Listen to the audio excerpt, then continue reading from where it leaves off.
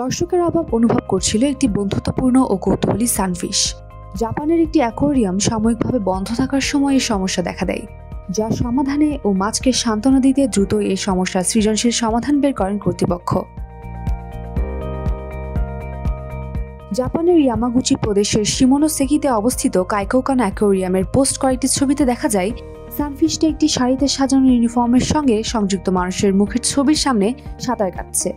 Aquarium কর্তৃপক্ষ তাদের x অ্যাকাউন্টে জানায়, সানফিশটির স্বাস্থ্যগত সমস্যার সমাধানে এটি ছিল শেষ উপায়।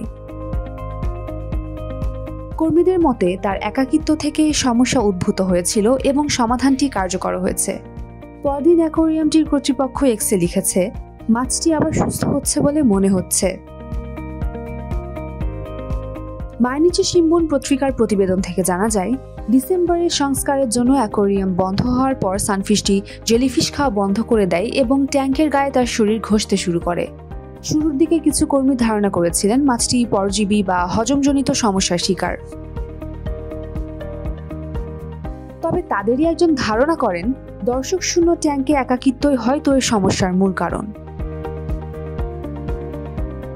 অ্যাকোয়ারিয়ামের একজন কর্মী জানান, প্রায় 1 বছর আগে অ্যাকোয়ারিয়ামে আনা সানফিশটি ছিল কৌতূহলী প্রকৃতির এবং যখন দর্শকরা ট্যাঙ্কের কাছে আসতো তখন এটি তাদের দিকে সাঁতার কাটত।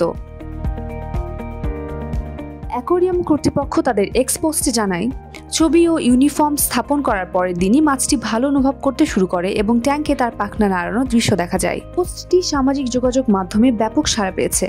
অনেকে সানফিশের সঙ্গে তাদের পূর্ববর্তী ভ্রমণের ছবি ও ভিডিও শেয়ার করেছেন। আবার কেউ কেউ প্রতিশ্রুতি দিয়েছেন অ্যাকোয়ারিয়ামটি ফের চালু হলে তারা দেখতে যাবেন। জাপানের কোনো অ্যাকোয়ারিয়াম তাদের তত্ত্বাবধানে থাকা প্রাণীদের আনন্দিত দিতে এমন উদ্ভাবনী সমাধান দেওয়ার ঘটনা এটি প্রথম নয়। মহামারীর সময় যখন বিশ্বজুড়ে চিড়িয়াখানাগুলো জানায় দর্শক না থাকায় তাদের প্রাণীগুলো একাকিত্বে ভুগছে, তখন টোকিওর একটি অ্যাকোয়ারিয়াম তাদের ইল মাছগুলোর জন্য জরুরি ভিডিও কলের আয়োজন করেছিল। তারা বিশ্বাস করত দীর্ঘদিন মানুষের অনুপস্থিতিতে ইলগুলো মানুষের সঙ্গে দেখা হওয়ার অভ্যাস হারিয়ে ফেলেছে।